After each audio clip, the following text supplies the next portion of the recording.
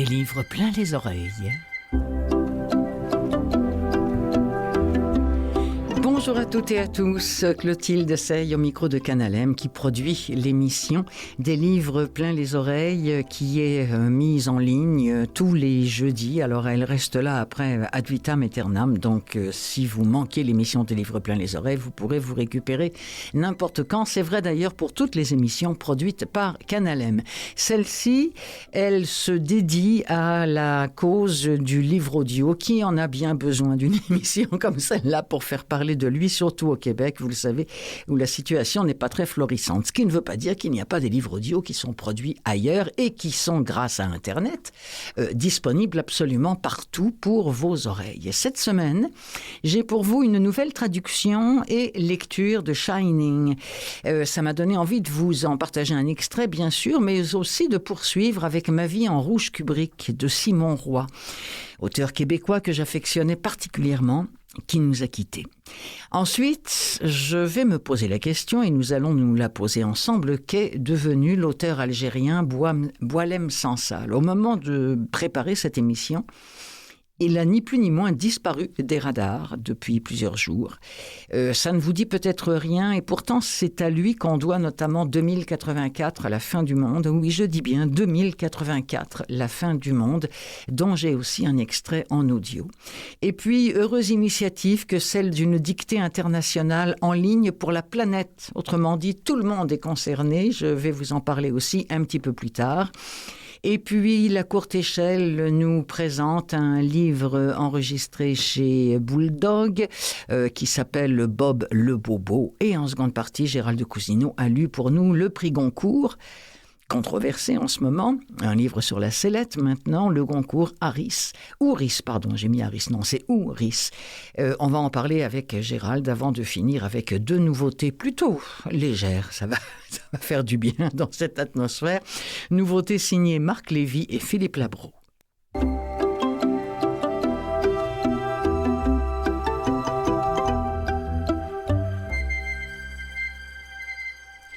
Mais pourquoi tout à coup avoir besoin d'une nouvelle traduction de Shining ? Évidemment, j'ai fait mes petites recherches. Eh bien, la réponse, c'est le traducteur, le nouveau traducteur qu'il a lui-même donné à la maison d'édition de cet énorme succès de Monsieur King, Stephen King. Il a dit, ce traducteur qui s'appelle Esch, E-S-C-H, il a dit, c'est quand même scandaleux de penser qu'à l'époque où c'est sorti un livre, on parle de 20% du document original qui aurait été littéralement tronqué, banni ou mal rédigé. Alors il dit qu'il serait vraiment temps qu'on rende à King ce qui appartient au King et une traduction digne de valeur. Un petit résumé vite fait, on est dans les montagnes rocheuses, j'imagine que là vous avez les images du film de Kubrick qui vous reviennent, et il y a cet hôtel, ce palace qui passe pour être l'un des plus beaux lieux du monde, qui s'appelle l'Overlook Palace, confort, luxe, volupté, seulement voilà, en hiver, l'hôtel est fermé. Et il n'y a qu'un seul être qui habite là, c'est le célèbre et le fameux gardien. Celui qui a été engagé cet hiver-là s'appelle Jack Torrance, c'est un alcoolique, c'est un écrivain raté qui tente par toutes sortes de moyens d'échapper au désespoir, et il arrive là avec sa femme Wendy et leur enfant Danny qui possède ce don qu'on appelle The Shining, de ressusciter les choses et les êtres que l'on croit disparus. Un récit envoûtant, complètement immortalisé à l'écran un peu plus tard, après la sortie par Stanley Kubrick, mais ça je vous en reparle aussitôt après l'extrait.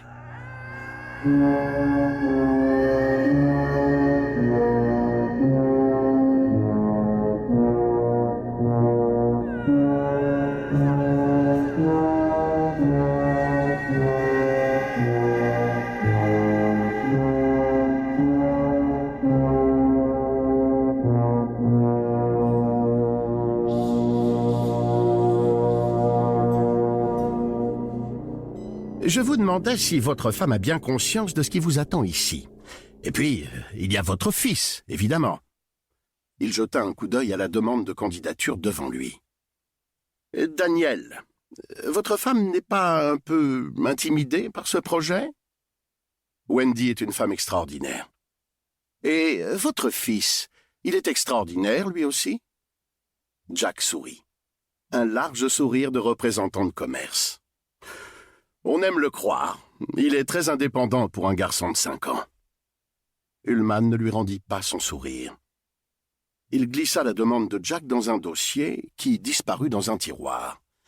Il ne restait plus sur le bureau qu'un sous-main, un téléphone, une lampe Tensor et une corbeille à courrier dont les 2 bacs arrivée et départ étaient vides. Ullman se leva et se dirigea vers un classeur situé dans le coin. « Venez de ce côté du bureau, je vous prie, Monsieur Torrance. Nous allons regarder les plans de l'hôtel. » Il revint avec 5 grandes feuilles qu'il étala sur le plateau verni du bureau en noyer. Debout, à côté de lui, Jack ne pouvait ignorer l'odeur de son eau de Cologne. Tous mes hommes portent English Leather ou rien du tout. Ce slogan publicitaire lui vint à l'esprit sans raison aucune, et il dut se mordre la langue pour réprimer un éclat de rire. À travers le mur leur parvenaient, étouffés, les bruits des cuisines de l'hôtel Overlook, qui retrouvaient leur calme après le déjeuner. « Le dernier étage », déclara Ullman d'un ton brusque. « Le grenier. Il n'y a absolument rien là-haut, hormis tout un bric-à-brac. L'Overlook a changé plusieurs fois de propriétaire depuis la Seconde Guerre, et on dirait que chaque nouveau directeur a entreposé dans ce grenier tout ce qui l'encombrait. Je veux qu'on y mette des pièges à rats et des appâts empoisonnés. Plusieurs femmes de chambre du 3e affirment avoir entendu des bruissements. Je n'y crois pas un instant, mais il ne doit pas y avoir une chance sur 100 de découvrir un seul rat à l'hôtel Overlook. » Jack, qui devinait que tous les hôtels du monde accueillaient un rat ou 2, ne fit aucun commentaire. « Bien évidemment, en aucun cas vous n'autoriserez votre fils à monter dans le grenier. »« Évidemment, » répondit Jack en affichant de nouveau son sourire de représentant. Situation humiliante. Ce petit connard prétentieux croyait-il vraiment qu'il laisserait son fils faire l'andouille dans un grenier plein de pièges à rats, de vieux meubles pourris et Dieu sait quoi encore? D'un geste rapide, Ullman fit passer le plan du grenier sous la pile. « L'Overlook possède 110 chambres, » déclara-t-il d'un ton de maître d'école. 30 d'entre elles, des suites exclusivement, sont ici, au 3e. 10 dans l'aile ouest, dont la suite présidentielle. 10 au centre et 10 autres dans l'aile est. Chacune bénéficie d'une vue magnifique. « Épargne-moi ton boniment. » Mais Jack garda le silence. Il avait besoin de ce boulot. Ullman glissa le 3e étage sous les autres et ils étudièrent le 2e étage. 40 chambres, 30 chambres doubles et 10 chambres simples. Et au 1er étage, 20 chaque, plus 3 placards à linge à tous les étages. Une réserve située au bout de l'aile est au 2e, et une autre au bout de l'aile ouest au 1er. Des questions? Jack secoua la tête. Ullman retira prestement les plans du 2e et du 1er étage. Le rez-de-chaussée maintenant. Là, au milieu, on a la réception, et derrière, les bureaux. Le hall s'étend sur 25 mètres de part et d'autre de la réception. Là, dans l'aile ouest, vous avez le restaurant et le bar Colorado. La salle de réception et la salle de bal se trouvent dans l'aile est. Des questions?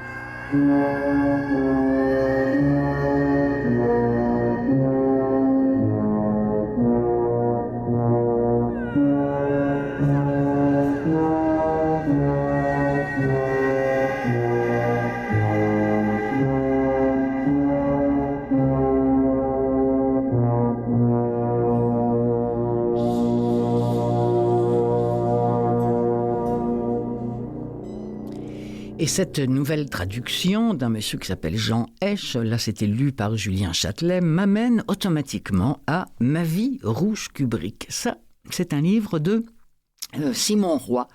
Simon Roy, auteur québécois, qui a signé ce bouquin vraiment formidable, paru en 2016, et qui porte le nom de Ma vie rouge Kubrick. Pourquoi? Parce que on tombe là, on plonge là dans l'univers du film de Kubrick, qui a mis en image ce livre, Shining, lui né de la plume de Monsieur Stephen King. Alors, on se souvient évidemment de Jack Nicholson, plus vrai que nature, qui incarne ce gardien, là, le gardien là, qui est en train de se faire engager pour vivre dans cet hôtel fermé en hiver et complètement lugubre de cet hôtel fantôme. Si vous avez vu le film ou lu le livre, ou même écouté le bouquin, vous avez forcément des images qui vous reviennent en mémoire. Mais dans le cas de Simon Roy, c'est plus que ça.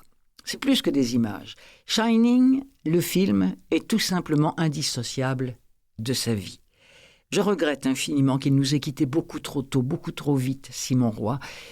Son écriture, moi personnellement, me manque beaucoup et j'aurais tellement eu envie qu'il découvre, comme vous peut-être, cette nouvelle traduction de Shining, version 2023 enregistrée, dont je vous ai fait entendre un extrait. Mais revenons à ce bouquin, Dans ma vie rouge Kubrick, hommage à Shining, que Simon Roy a revu au moins 42 fois de son vivant. Pourquoi? Qu'est-ce qui l'attirait autant? C'était la relation, et là c'est plus Simon Roy qui parle, méticuleuse, entretenue avec le maléfique, qui va lui permettre à Simon Roy d'intégrer des éléments troubles de sa généalogie macabre à lui.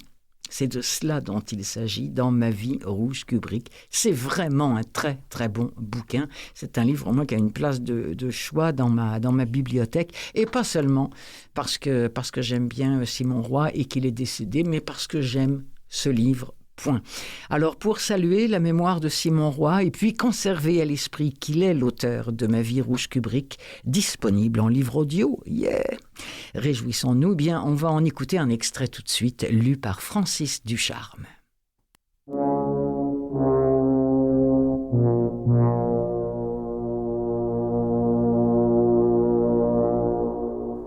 En anglais, le mot « shining » est parfois employé pour désigner un phénomène paranormal lié en général à la télépathie, comme un étrange état de fulgurance.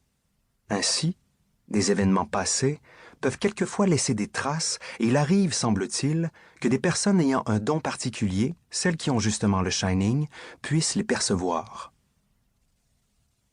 Je devais avoir 10 ou 11 ans, guère plus, la première fois que j'ai vu le film de Shining. C'était à la télévision, en version française. L'enfant lumière. Je n'avais aucune idée à cet âge de qui était Jack Nicholson ou Stanley Kubrick. Par contre, quelques années plus tôt, j'avais vu Shelley Duvall au cinéma de Joliette avec ma mère dans l'adaptation du film Popeye avec Robin Williams dans le rôle principal.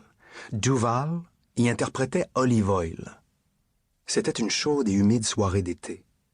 De l'intérieur de la maison, toute fenêtre ouverte, on entendait les grillons striduler. Il était tard, un peu après la diffusion du bulletin de nouvelles de 22 heures. Ma mère m'avait laissé seule à la maison pendant qu'elle était allée rendre visite à un couple d'amis habitant juste en face de notre petit bungalow pour une autre de leurs fameuses parties de cartes du samedi soir qui pouvaient s'étirer parfois jusqu'au milieu de la nuit. Bol de chips entre les jambes, je passais d'une chaîne à l'autre, désœuvré comme on peut l'être à 10 ou 11 ans, quand on est seul chez soi à une heure aussi tardive. Je suis tombé tout à fait par hasard sur une scène d'un film montrant un petit garçon à la coupe de cheveux carrée semblable à la mienne à l'époque, lançant des fléchettes sur une cible. Du début du film, je ne garde aucun souvenir précis, pas même des mystérieuses sœurs Grady.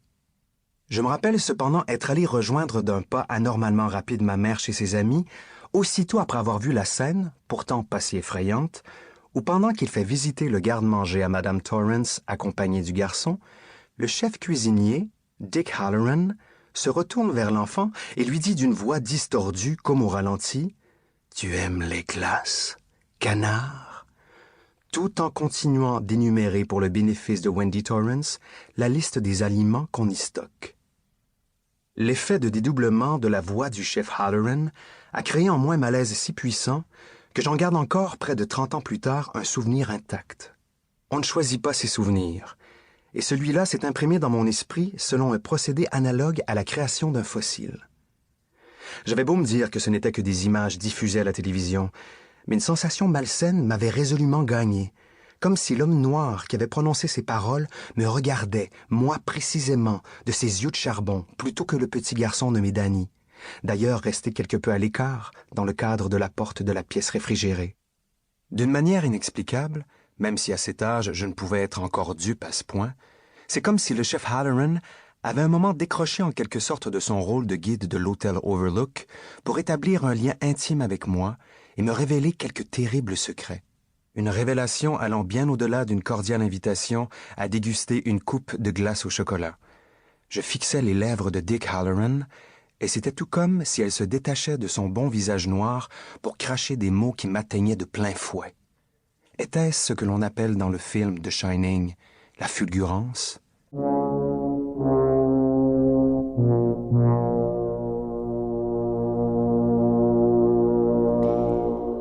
Puisqu'on est un petit peu dans cette ambiance-là, pourquoi ne pas parler de 2084, la fin du monde, de Boualem Sansal?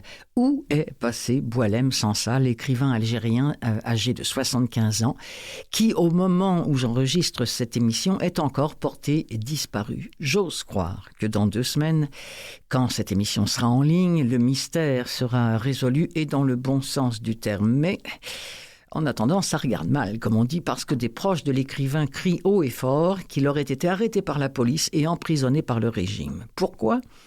Parce que depuis toujours, Boualem Sansal ne mâche pas ses mots pour critiquer sévèrement l'islam et le pouvoir algérien.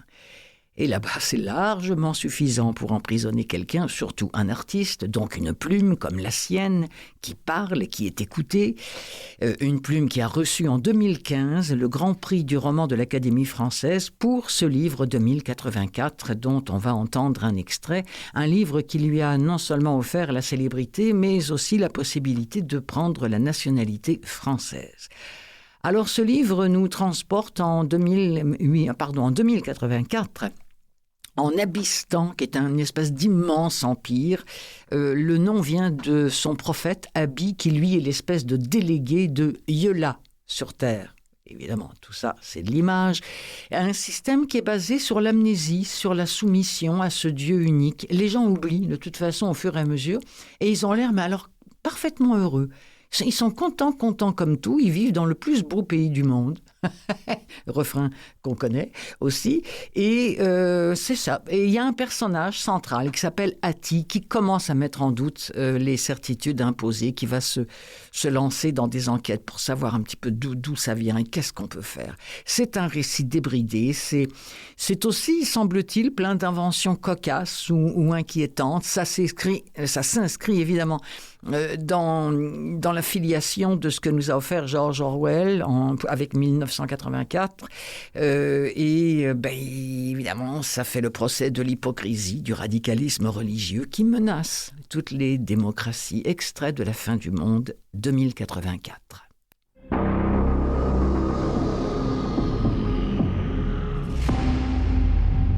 Comme tout un chacun, pèlerin et malade ne manquaient jamais d'être attentifs, dans la crainte d'être surpris par les surveillants, peut-être les terribles V, et dénoncés comme Makouf, propagandiste de la grande mécréance, secte 1000 fois honnie. Hati aimait le contact de ces voyageurs au long cours, le recherchait. Ils avaient amassé tant d'histoires et de découvertes au cours de leur pérégrination. Le pays était si vaste et si totalement inconnu qu'on aurait voulu se perdre dans ses mystères. Les pèlerins étaient les seules personnes autorisées à y circuler, non pas librement, mais selon des calendriers précis, par des chemins balisés qu'ils ne pouvaient quitter, jalonnés de haltes plantées au milieu de nulle part, des plateaux arides, des steppes sans fin, des fonds de canyons, des lieux-dits sans âme, où ils étaient comptés, divisés en groupes comme les armées en campagne qui bivouaquent autour de 1000 feux de camp, dans l'attente d'un ordre de rassemblement et de départ. Les pauses duraient si longtemps parfois que les pénitents s'enracinaient dans d'immenses bidonvilles et se comportaient comme des réfugiés oubliés, ne sachant plus trop ce qui la veille nourrissait leurs rêves. Dans le provisoire qui dure, il y a une leçon. L'important n'est plus le but, mais la halte, fût-elle précaire. Elle offre repos et sécurité, et ce faisant, elle dit l'intelligence pratique de l'appareil et l'affection du délégué pour son peuple. Des soldats apathiques et des commissaires de la foi tourmentés et vifs comme des suricates se relayaient le long des routes, en des points névralgiques, pour regarder passer les pèlerins avec l'idée de les surveiller. On ne sache pas qu'il y ait eu un jour une évasion ou une chasse à l'homme. Les gens allaient leur chemin comme on leur disait, ne traînant les pieds que lorsque la fatigue les gagnait et commençait à éclaircir les rangs. Tout était bien réglé et finement filtré. Il ne pouvait rien advenir hors la volonté expresse de l'appareil. On ne sait pas les raisons de ces restrictions. Elles sont anciennes. La vérité est que la question n'avait jamais effleuré un quelconque esprit. L'harmonie régnait depuis si longtemps qu'on ne se connaissait aucun motif d'inquiétude. La maladie et la mort elle-même, qui passaient plus qu'à leur tour, étaient sans effet sur le moral des gens. Yola est grand, et Abi est son fidèle délégué. Le pèlerinage était le seul motif admis pour circuler dans le pays, excepté les nécessités administratives et commerciales pour lesquelles les agents disposaient d'un sauf-conduit devant être compostés à chaque étape de la mission. Ces contrôles, qui se répétaient à l'infini et mobilisaient des nuées de guichetiers et de poinçonneurs, n'avaient pas davantage de raison d'être. Ils étaient une survivance de quelque époque oubliée. Le pays vivait des guerres récurrentes, spontanées et mystérieuses, cela était sûr. L'ennemi était partout. Il pouvait surgir de l'Est ou de l'Ouest, tout autant que du Nord ou du Sud. On se méfiait, on ne savait à quoi il ressemblait, ni ce qu'il voulait. On l'appelait l'ennemi. Avec un accent majuscule dans l'intonation, cela suffisait. On croit se souvenir qu'un jour, il a été annoncé qu'il était mal de le nommer autrement. Et cela avait paru légitime et si évident, il n'y a censément aucune raison de mettre un nom sur une chose que personne n'a jamais vue. L'ennemi prit une dimension fabuleuse et épouvantable. Et un jour, sans qu'aucun signal ne fût donné, le mot « ennemi » disparut du lexique. Avoir des ennemis est un constat de faiblesse, la victoire est totale ou n'est pas. On parlait de la grande Mekkouf, mot nouveau signifiant renégat invisible et omniprésent. L'ennemi intérieur avait remplacé l'ennemi extérieur, ou l'inverse.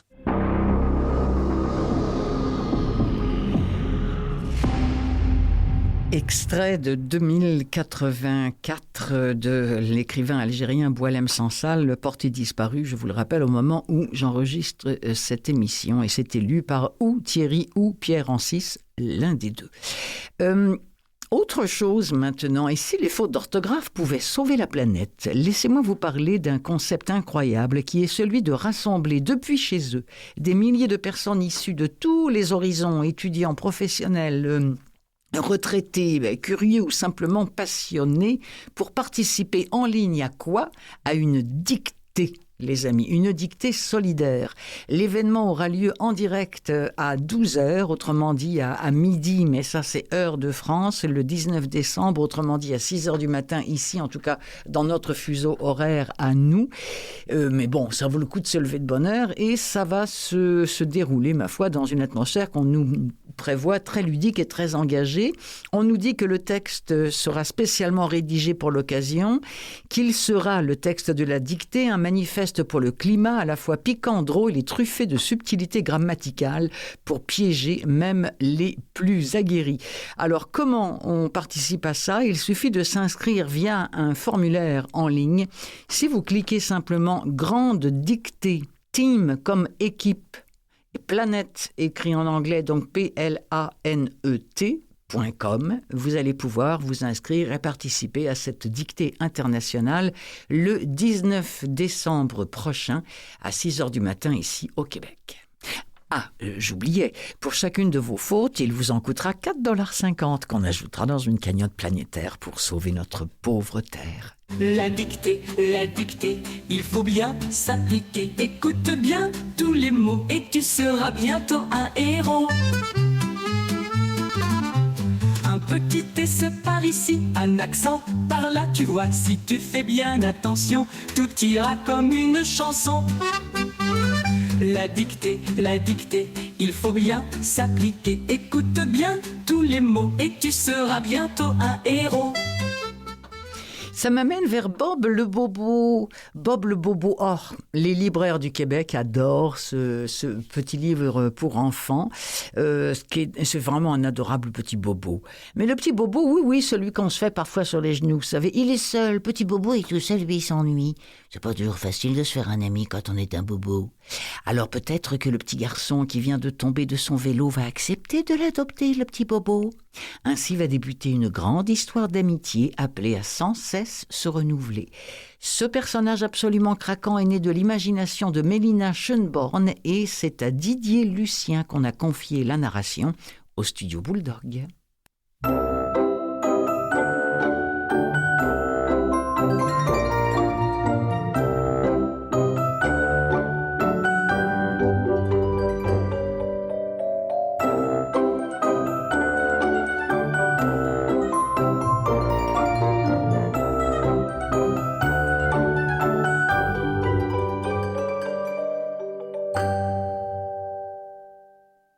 Bob est un bobo, un adorable petit bobo. Bob le bobo s'ennuie. Il a froid.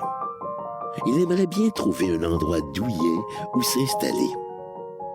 Bob décide d'aller se promener.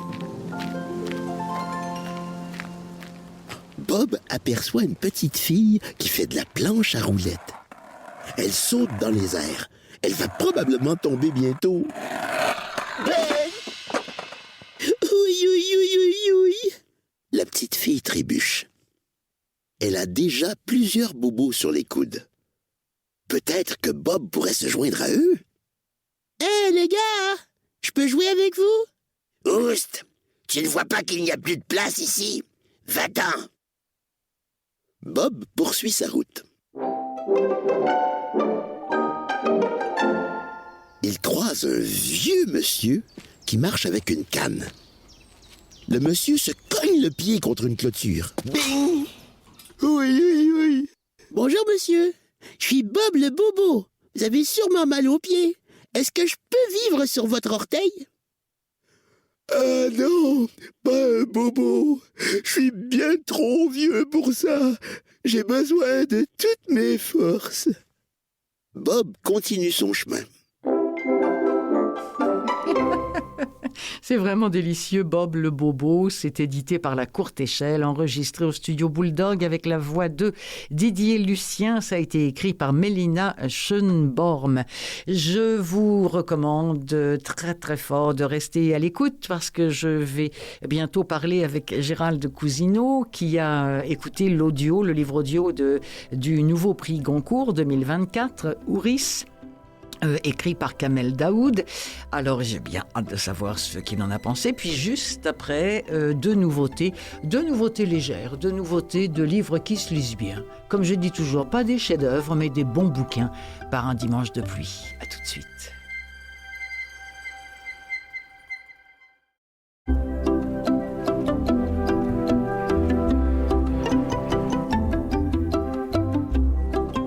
Ouris, prix Goncourt 2024, existe déjà en livre audio. Je le précise parce qu'il fut un temps pas si lointain où il fallait attendre tellement longtemps avant de pouvoir se procurer un prix quel qu'il soit, ou en tout cas un livre dont tout le monde parlait. Bah oui, tout le monde en parlait, mais en audio, tout le monde l'attendait. Mais ça n'est plus vrai maintenant. Et Gérald Cousineau l'a écouté pour nous et il va nous en parler bien sûr. Nous évoquerons ensemble, mais très très brièvement, les poursuites en ce moment qui ont lieu contre Kamel Daoud. Et puis, quand vous écouterez Ouris, moi la question que je me pose, c'est son auteur Kamel Daoud aura-t-il encore le prix Goncourt ou est-ce que ça peut aller jusqu'à lui retirer? Pour l'instant, il n'en est pas question, mais sait-on jamais. On va finir avec deux nouveautés en audio. La librairie des livres interdits de Marc Lévy et de la romance avec Philippe Labro. C'est facile, c'est léger, ça se lit bien les jours de pluie.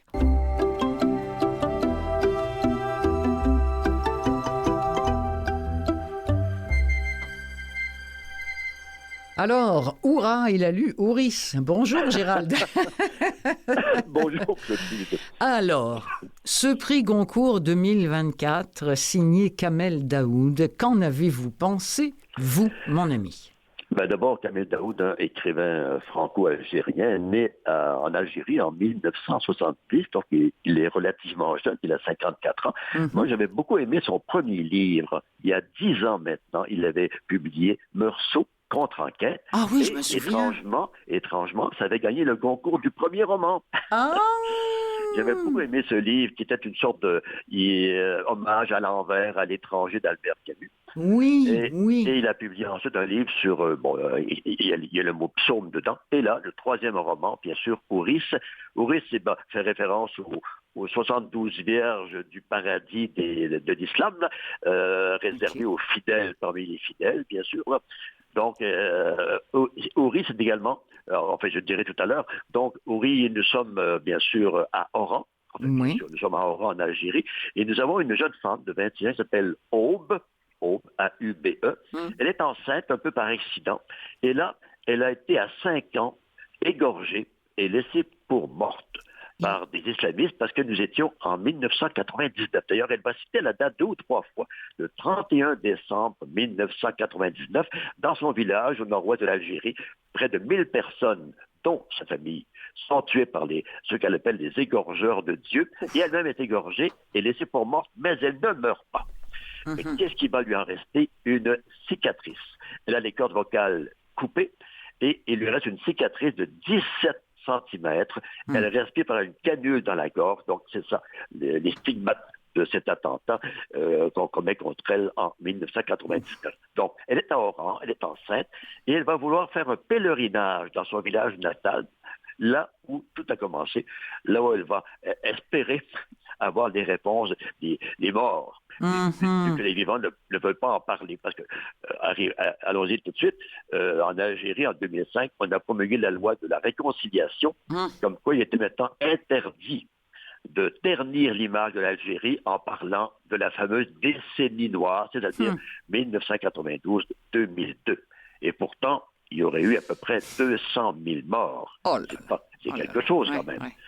Alors qu'en Afrique du Sud et au Rwanda, on n'a pas demandé le silence, on en a parlé. En Algérie, non. Et les jeunes de 15 ans ne savent même pas qu'il y a eu une décennie noire en Algérie. C'est incroyable. Et mon Dieu. C'est comme ça. Donc, on va faire ce pèlerinage dans son village natal. Elle va rencontrer des gens qui ont également connu ces années-là. Mais le plus important, c'est cette espèce de charge que Daoud fait contre l'islam radical qui, selon lui, s'installe de plus en plus en Algérie. Et là, il y va à fond de train. Il va à fond de train. Bien sûr, les femmes sont le plus souvent... comment dirais-je, elles sont sur la ligne de front, évidemment. Là. Ligne de front, mais toujours, bien sûr. Et là, j'ai bien aimé l'expression il y a un critique qui va dire que Daoud va... les islamistes vont beaucoup fantasmer sur les femmes au paradis. Donc, des femmes qui n'existent pas, mais ils vont haïr les femmes qui existent, les femmes sur Terre, leurs compagnes. Ça m'a paru très fort et je pense que c'est exactement ça. Pensons aux kamikazes. Ils sont prêts à mourir parce que 72 vierges les attendent au ciel. C'est incroyable comme image quand même. Oui, c'est fou. Mais est-ce qu'on est touché par ce bouquin? Avez-vous été touché, vous, par ce livre-là? Avez-vous été... parce que j'ai entendu tout et son contraire. Alors, c'est pour ça que je demande. Ému, si choqué est une émotion, j'ai été ému, oui, parce qu'effectivement, quand on pense à tout ce que les femmes en Algérie recommencent à subir, et ne serait-ce que durant la décennie noire, oui, c'est vraiment choquant. Et même, il y a des passages où la prose est quasi insupportable. Parce que Aube va rencontrer un libraire en route pour son village. Elle va rencontrer un libraire qui, lui, va lui raconter des choses horribles, mais proprement horribles. Et là, c'est quasi insupportable. Alors que d'autres passages sont plus poétiques. Mais effectivement, on passe brutalement de la poésie à l'horreur. Je rappelle que Daoud est journaliste. Il a été longtemps à Oran, au quotidien d'Oran. Et donc, il y a le journaliste, à un moment donné, le journaliste l'emporte sur le romancier. Il va décrire les faits, il va dire exactement où ça s'est passé. Donc là, le journaliste vraiment domine le romancier. Mais, est-ce qu'on écoute un petit extrait? Oui, c'est vrai, j'ai oublié l'extrait. Non, mais je vous en prie, on va... Aube. Oui, c'est ça. On va faire connaissance un petit peu. Pardon, j'avais oublié. Mais c'est pas grave. Emporté. Dans la lumière, j'apparais comme une femme de taille élancée, exténuée, à peine vivante, et mon immense sourire figé ajoute au malaise de ceux qui me croisent. Ce sourire, illimité, large, presque 17 centimètres, n'a pas bougé depuis plus de 20 ans. Il est un peu plus bas que le bas de mon visage et étire mes mots, mes phrases. Parfois je le cache avec un foulard coloré. Le tissu, je le choisis toujours onéreux et rare. Je relève mes cols. Parlons, puisque l'occasion est inédite. Car oui, tu es l'événement que je n'ai jamais imaginé. Il m'arrive du ciel, sur la tête, avec la précision d'une météorite sur le crâne d'un prophète affligé. Bavardons, sans nous arrêter. Si je me retiens, je devrais t'ôter la vie sans cérémonie, crûment, presque dans l'insouciance, comme un boucher qui bâillerait sur la carcasse d'un mouton. Je veux dire, fendre le sac qui te contraint et où tu gigotes, et laisser filer le peu de vie que tu as fini par amasser. Tu n'es pas en vie d'ailleurs, médicalement, ni une morte du point de vue de Dieu. Quant à moi, peut-être que j'ai déjà tué une âme innocente. Peut-être pas avec les mains, mais avec les paupières, en fermant les yeux. Est-ce que c'est un... Bon, évidemment, cette cicatrice, mais ça c'est juste l'apparence. Mais le problème aussi, c'est qu'elle n'a pas de voix, évidemment, elle ne parle plus. Elle est muette, effectivement. Elle a un filet de voix, mais ce sourire, d'ailleurs, l'extrait dit sourire illimité, parce que ce sourire ressemble davantage à un rictus. Et ça fait peur aux gens qui la croisent, bien sûr. Et c'est pour ça, entre autres choses, qu'elle songe à avorter. Maintenant, le fera-t-elle? On ne le sait pas. Elle semble plus encline à ne pas le faire. Pourquoi donner la vie alors que cette Houri, elle l'appelle comme ça, parce qu'elle pense qu'elle est enceinte d'une petite fille, qu'elle appelle Mahouri. Donc, elle se dit pourquoi la mettre au monde alors qu'elle est comme condamnée avant même de naître. Parce qu'elle est en Algérie, justement. OK. Et là, je viens de m'apercevoir que moi, j'appelle ça Ouris tout le temps, mais donc je fais une erreur. C'est Ouri que j'aurais dû dire depuis le début. J'ai cru le voir au singulier, donc quand elle parle à sa fille. Maintenant, je ne sais pas, est-ce qu'on prononce le S, peut-être? Peut-être. De toute façon, peu importe, on sait de quoi on parle, vous et moi. Vous savez que c'est assez surprenant, il y a toujours ces hasards dans cette émission-là. En première partie de l'émission, j'ai parlé d'un autre auteur algérien qui s'appelle Boualem Sansal. Voilà. Et Boualem Sansal, il a écrit... Oui, on l'a arrêté, c'est ça. Lui qui a écrit 2084, La fin du monde, dont j'ai d'ailleurs diffusé un extrait. Comme je le disais à nos auditeurs, au moment d'enregistrer cette émission, il semble qu'il ait été mis aux arrêts, qu'il soit emprisonné. Je ne sais pas dans 2 semaines quand elle sera en ligne où est-ce qu'il en sera, et je me suis dit, tiens, c'est quand même fou qu'on parle de Houri ou Ouris, de Kamel Daoud à la même émission finalement. Êtes-vous... Daoud qui vit en France maintenant. Oui, c'est ça. D'ailleurs, l'autre aussi, d'ailleurs, il a la double nationalité aussi. De toute façon, c'est ça, c'est comme... voilà.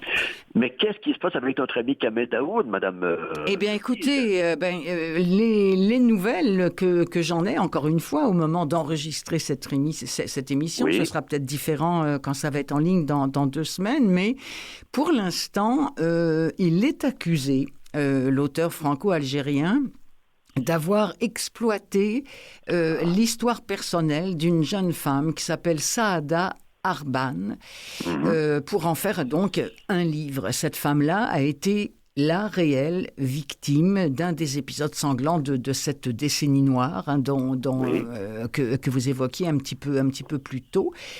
Et le pire là-dedans, c'est que elle prétend pas que c'est à cause d'elle et que c'est parce qu'elle lui a parlé à lui, mais c'est parce qu'elle se serait confiée à sa psychanalyste, qui n'est nulle autre que la femme de Kamel Daoud. Alors, qui évidemment, là c'est le secret médical qui aurait été, alors c'est terrible, qui aurait été bafoué, quoi. Alors évidemment, Antoine Gallimard, qui a édité ce livre-là, Oui. a dénoncé, c'était pas vieux, le 18 novembre dernier, les attaques diffamatoires à l'encontre de son auteur, donc Kamel Daoud, accusé, je vous le disais, par cette victime-là d'avoir exploité son histoire, très bien. Et il a déclaré, Antoine Gallimard, si Houris s'est inspiré de faits tragiques survenus en Algérie durant la guerre civile des années 90, son intrigue, ses personnages et son héroïne sont purement fictionnels. Voilà, c'est comme ça qu'il dédouane Kamel Daoud. Mais vous savez que c'est terrible parce que depuis la publication de son roman, Daoud, non seulement, oui, ok, il a été primé, son bouquin doit se vendre comme des petits pains, donc il doit faire beaucoup d'argent, mais il a reçu aussi beaucoup de merdouilles, si j'ose m'exprimer, parce qu'il fait l'objet de violentes campagnes diffamatoires qui seraient orchestrées par certains médias proches d'un régime dont, entre guillemets, nul n'ignore la nature. Autrement dit, j'imagine qu'aussi il doit avoir peut-être un peu peur, monsieur Daoud. Je pense qu'il est mieux, effectivement, de rester en France quand on voit ce qui est arrivé à son camarade Sansal, là. Alors voilà, donc, l'histoire en ce moment qui C'est bien triste. Oui, c'est bien triste, parce que si c'est vrai, c'est vraiment pas joli d'avoir fait ça. Parce que sa carrière est à peine entamée. Il a juste 3 livres à son actif. C'est ça. Et il y a des faits qui oui, c'est quand même terrible parce que la jeune fille a elle-même été atteinte, elle a elle-même été égorgée. Voilà.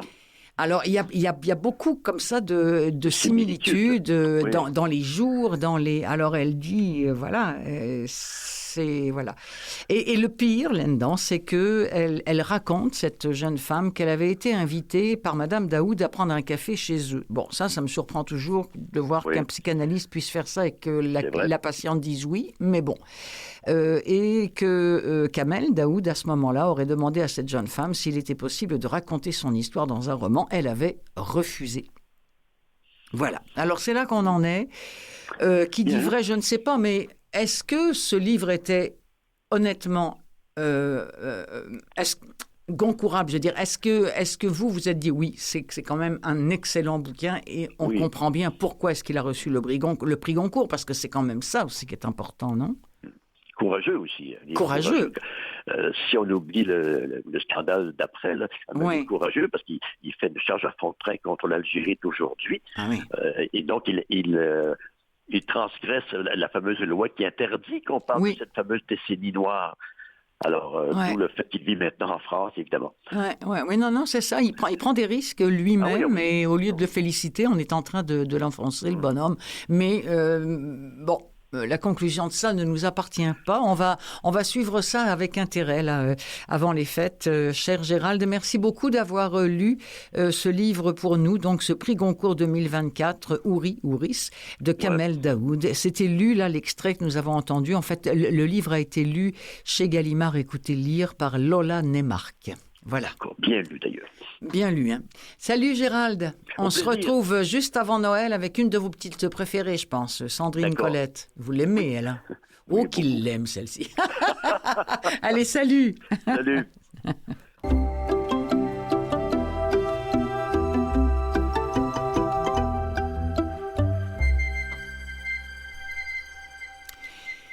Au chapitre des nouveautés, des livres, j'ai pensé qu'un petit peu de légèreté, puis de livres faciles à lire nous ferait du bien. En voici 2 livres qui se lisent facilement. Sont-ce des chefs-d'œuvre? Je sais pas. Mais ce sont 2 bons bouquins pour des dimanches ou des soirs de pluie, ça c'est certain. On commence avec du Marc Lévy, avec la librairie des livres interdits, produit chez Lizzie, qui nous emmène dans l'univers de Mitch, qui est un libraire passionné, qui est arrêté un matin pour un crime impensable. Il a transgressé la loi en vendant des livres interdits. Alors il va faire 5 années de prison et il n'a qu'un seul désir, évidemment, c'est retrouver sa liberté et sa chère librairie. Mais le destin va en décider autrement. Parce que le même jour de sa libération, apparemment, Mitch croise le procureur qui l'a fait condamner. Et je peux pas tout vous dire, mais ici aussi, il va rencontrer une femme qui s'appelle Anna, une jeune chef qui pourrait bien être la femme de sa vie. C'est un roman, nous dit un lecteur de chez Babelio, sans doute parfait pour pénétrer dans l'univers de Marc Lévy. l'homme ou la femme qui écrit ça n'avait jamais lu du Marc Lévy et il dit vraiment c'est bien fait. Et puis bon, la résonance de ce livre pour ce libraire qui transgresse les lois en vendant des livres interdits, forcément ça nous ding ding ding, ça nous titille l'oreille. Alors extrait de ce livre La librairie des livres interdits, écrit par Marc Lévy, lu par Sylvain Aguès chez Lizy.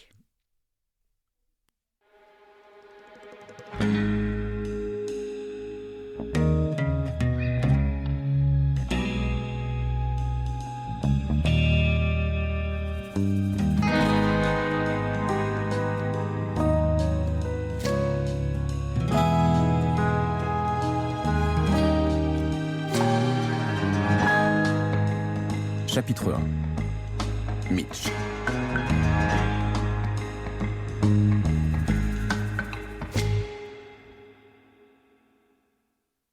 Il se tenait debout, devant la table en bois, le dos un peu voûté pour remplir son verre sans en verser à côté.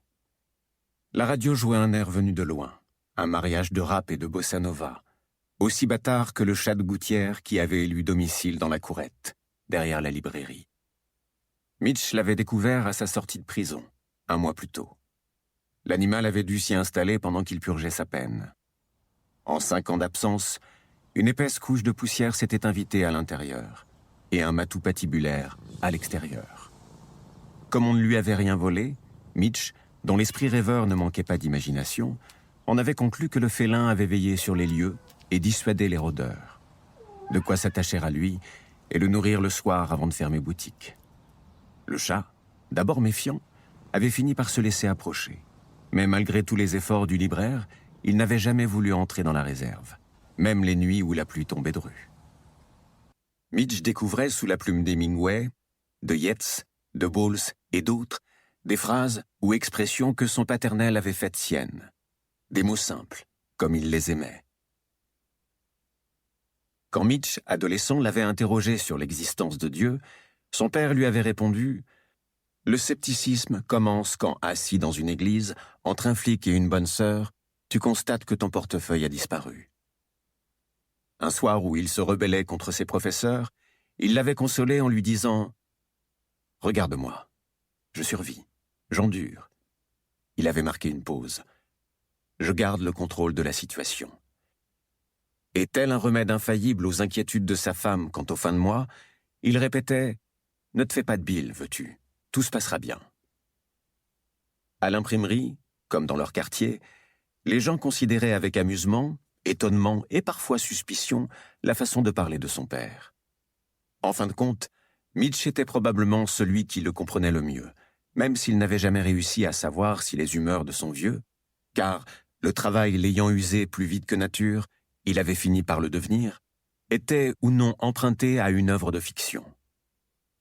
3 semaines après l'accident fatal, sa mère avait revendu le pavillon familial et s'était installée au bord de la mer. Mitch s'était vu remettre par un notaire un tout autre héritage, plus modeste, sous la forme d'économies placées sur un compte d'épargne dont il était le légataire. Pas vraiment un pactole, mais une cagnotte suffisante pour qu'il s'offre un petit studio. Et à son père, une sépulture plus belle que le rectangle de pelouse sous lequel il reposait. Mitch avait dépensé jusqu'à son dernier sou pour lui construire un temple qui le rendrait éternel. Une jolie librairie, située à 2 pas de la gare. Ce n'était pas par hasard qu'il avait choisi ce local, les trains de banlieue ayant consumé une grande partie de l'existence de son père. 2 heures le matin, autant le soir, qu'il consacrait entièrement à la lecture, ratant même parfois son arrêt. Des milliers d'aubes et de crépuscules avalés à travers la vitre, assis sur une banquette, loin du confort d'un fauteuil de salon. Mais, comme il se plaisait à le répéter, « Avec moi, les livres voyagent ». Une citation dont Mitch n'avait pas encore identifié l'auteur. En cette soirée de printemps où le ciel bleu avait grignoté les nuages, Mitch avala d'un trait le gin qu'il s'était servi. L'alcool le fit tousser. Il n'avait aucun penchant pour la boisson, et ne buvait que pour nettoyer sa gorge des impuretés ingurgitées au cours d'un grand ménage. Depuis sa sortie de prison, il occupait son temps à récurer les tables, poncer et revernir le comptoir, frotter le parquet, dépoussiérer les bibliothèques. épousseter chaque livre avec un chiffon sec, afin d'en raviver les tranches et les couvertures. Demain dimanche, il s'attaquerait à la dernière touche, et lorsque la vitrine aurait retrouvé sa transparence, il s'accorderait une après-midi de repos. Viendrait alors enfin le jour de la réouverture officielle. Les murs de la librairie et du studio qu'il occupait en banlieue lui appartenant, Mitch avait de quoi maintenir son commerce à flot, à condition de faire attention, à condition aussi que la clientèle revienne. Heureusement, sa condamnation n'avait pas été assortie d'une amende ou d'une saisie de ses biens. Le juge avait dû estimer que lui confisquer 5 ans de vie était suffisant.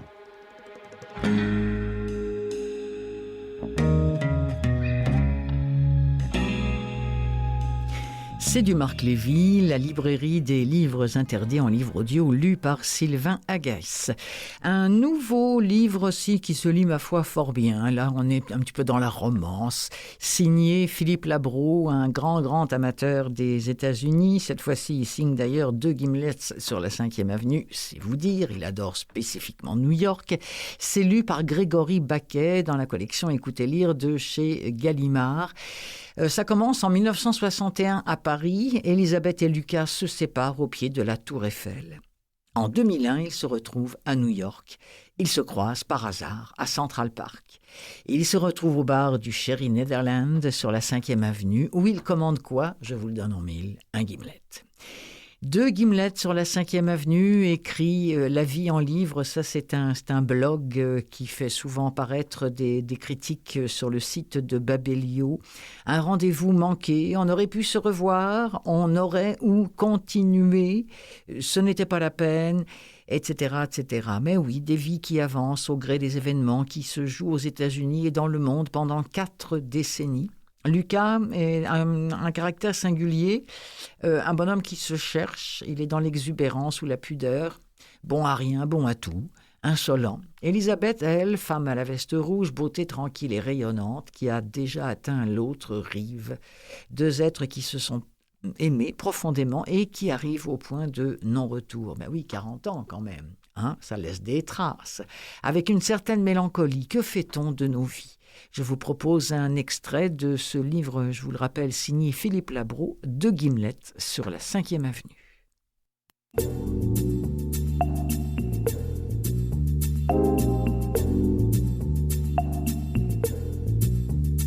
Quand on lui demandait sa taille exacte, il mentait, trichait et disait 1m80. Mais ce n'était qu'1m77. Il mentait souvent. Il le savait. Il ne pouvait s'en empêcher. Je suis un fraudeur, un faux monnayeur. Je donne le change. Il avait déjà appris à s'autocritiquer, ce qui aux yeux de ses amis le rendait sympathique, voire émouvant. Ils avaient l'air jeunes tous les deux. On leur aurait donné quoi, entre 20 et 23 ans. Ils s'avançaient lentement, côte à côte, dans l'allée conduisant à la Tour Eiffel, le long de la vaste pelouse. Vus de haut, ils ressemblaient à 2 convalescents qui font un tour dans le parc d'une clinique. Marche lente, hésitante. Où va-t-on? Ça veut dire quoi? Le ciel était gris, gris-blanc, lavé par des pluies récentes. On pouvait voir quelques flaques d'eau ici et là sur le sol.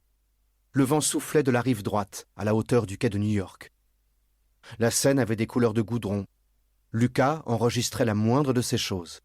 Il était gagné par la certitude que tout, autour de lui, prenait une importance considérable, qui ne devrait oublier aucun de ces instants. Cet environnement, le champ de Mars, vert et calme, quelques passants, une vieille dame avec un cabas, des enfants silencieux, ces odeurs d'herbes mouillées, et puis ce parfum qui émanait d'Élisabeth et qui lui était inconnu. Avait-elle changé de parfum? Ces effluves d'automne autour d'eux. Il lui fallait tout enregistrer, tout posséder, tout prendre à son compte, ne rien laisser s'égarer, se volatiliser. Poussière du temps, poudre de riz. Il pensait qu'il était au cœur d'un événement capital, un tournant dans sa vie qu'il jugeait incohérente. Il avait la modestie de comprendre que, pour l'heure, il n'était pas une grande personne. Lucas dit à Élisabeth « Alors, qu'est-ce que tu deviens ?» Il se rendit compte qu'il avait déjà posé cette question, mais il n'avait reçu aucune réponse. Elle prenait son temps, comme si elle jouait avec ses impatiences. « Oh, des tas de choses !» finit-elle par dire avec une voix douce, comme murmurant. Je travaille beaucoup. Ah bon? Qu'est-ce que tu fais? Oh, tu sais, je fais des dessins, des décorations, des vitrines. Je suis très occupée. Ça marche très bien et j'en suis très contente. Je gagne bien ma vie. Ça va fort. C'est très intéressant. Il croyait qu'elle en rajoutait un peu. Quand les gens vous disent que ça va fort, cela veut dire que ça ne va pas tellement fort. Son ton lui avait semblé un peu mélancolique. Mais il pensa aussitôt qu'il se trompait. Il s'était tellement trompé sur elle. Il l'aurait voulu malheureuse, impuissante, égarée. Et sa tranquillité le désarçonnait. « Et pourquoi tu ne m'as jamais appelé? J'aurais pu t'aider, peut-être. Tu sais, je connais des tas de gens dans tous ces milieux-là. » Ce n'était pas la peine, dit Elisabeth. Lucas insista. On aurait pu se revoir, on aurait pu recommencer. Ce n'était pas la peine, répondit-elle.